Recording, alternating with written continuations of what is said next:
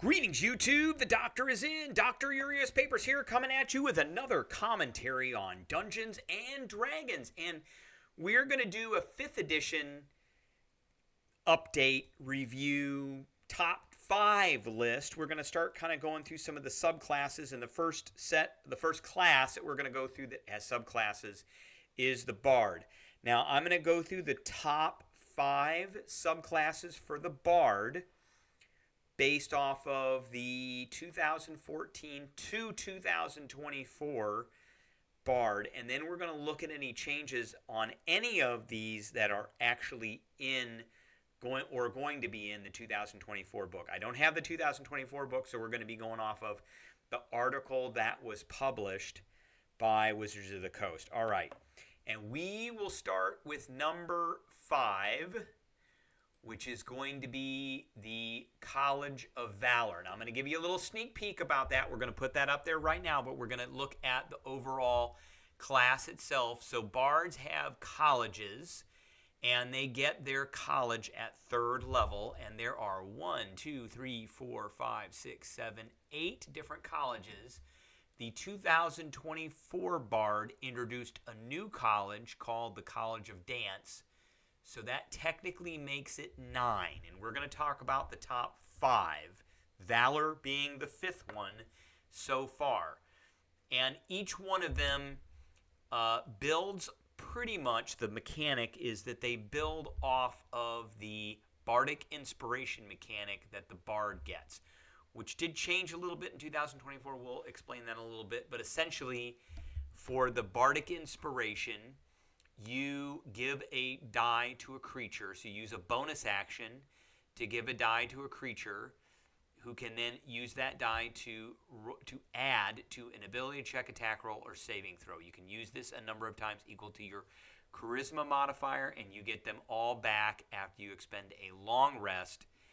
And then the dice go up to D8, D10, and D12 at 5th, 10th, and 15th level. Okay, so number 5 for me is the College of Valor.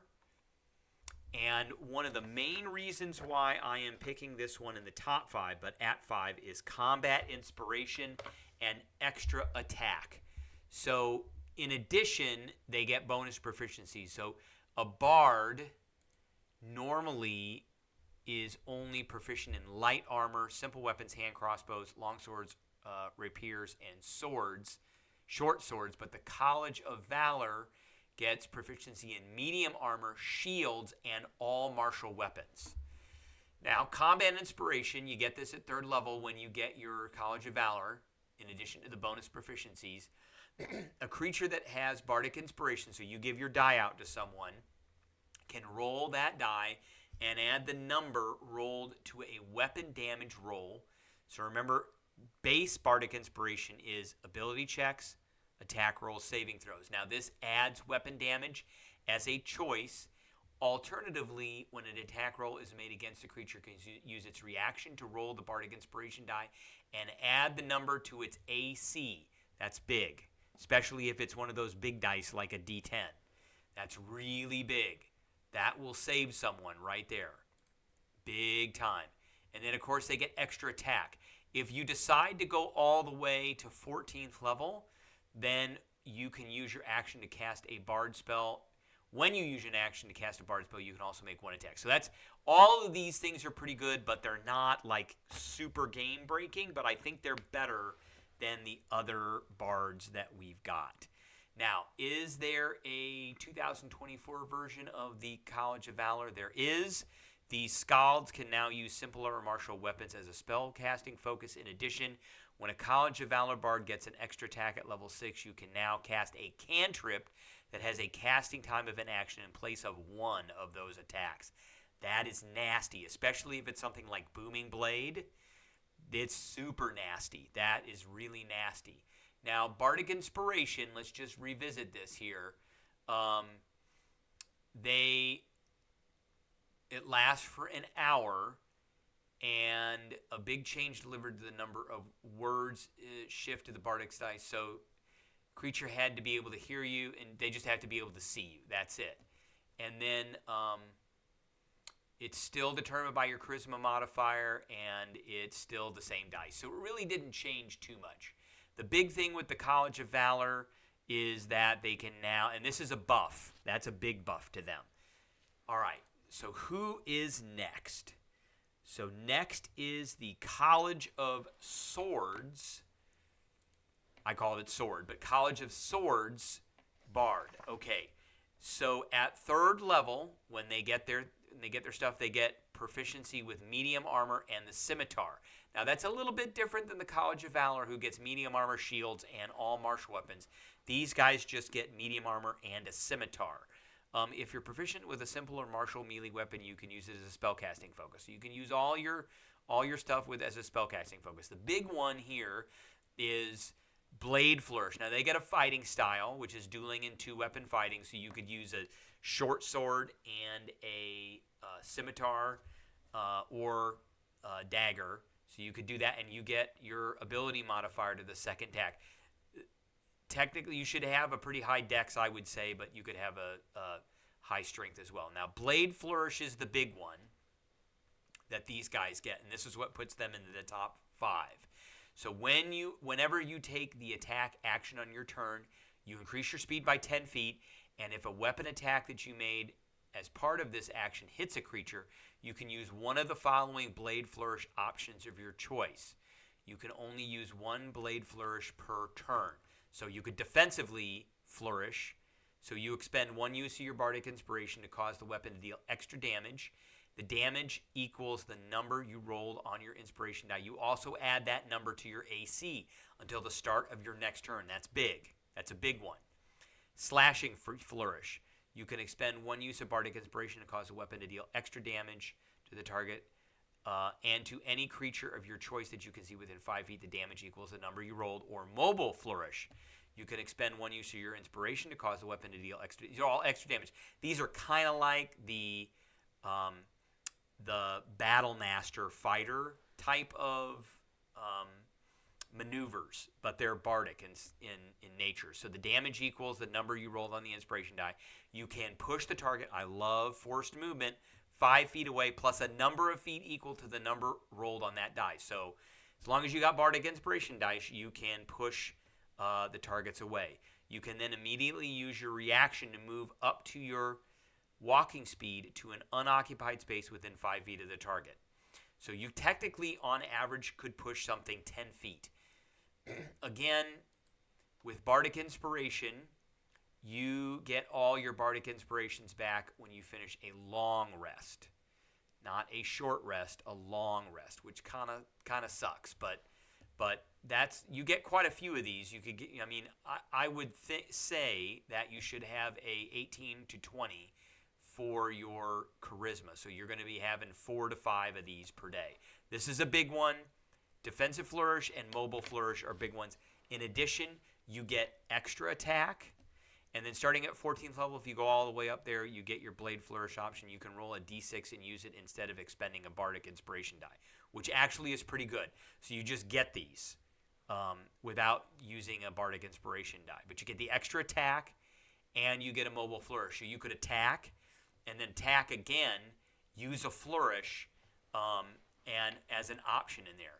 All right, so that is number 4. Number 3 is the College of Lore, which I like to call the College of Eloquence's little cousin. Now, let's look at, I don't think there's no swords here. There is a lore, so we'll talk about that. Okay, the big one for the College of Lore is cutting words. You use your wit to distract, confuse, and otherwise sap the confidence and competence of others. So when a creature you can see within 60 feet makes an attack roll, ability check, or damage roll, really the best one to use with this one is the attack roll. You can use your reaction. There are instances, however, where you would need to do this with an ability checks for things like grappling. If you wanted the creature to fail its grapple, then you would use cutting words. But attack roll is the main one. So use your reaction to expend 1 use of your Bardic Inspiration, rolling a Bardic Inspiration die, and subtracting the number from the creature's roll. You can choose to use this feature after the creature makes its roll, but before the DM says whether it succeeds or fails. So that's a big one. That's a really big one because that can save a creature. This is kind of like the opposite of the Valor that we talked about, where you got that combat inspiration where they can add it to their AC. This one allows you to subtract it from an attack roll. It's 12 dozen or the same thing. So, all right. Now, they did change this one a little bit in 2024. So, when these studious bards use bardic inspiration to activate cutting words, your roll is no longer impacted by whether the creature can hear you or if they're immune to being charmed. Also, peerless skill now does not expend a bardic inspiration on failure. Finally, magical discoveries can be written. So the other thing that these guys get is a couple extra magical secrets. So the 2024 didn't really change them very much, other than they bumped cutting words a little bit. But extra magical secrets at 6th level is okay. I would prefer if this were higher level, but I mean there are some pretty good spells that you could get for this bard. All right, number 2 is the Bard of Creation, which is not in the 2024. So only 2 of these are in there. All right, so Bard of Creation gets Mote of Potential. This is another big one. So when you give a creature a bardic inspiration die, you utter a note from the Song of Creation, and a little mote appears. When the creature uses the die, the mote provides additional effects.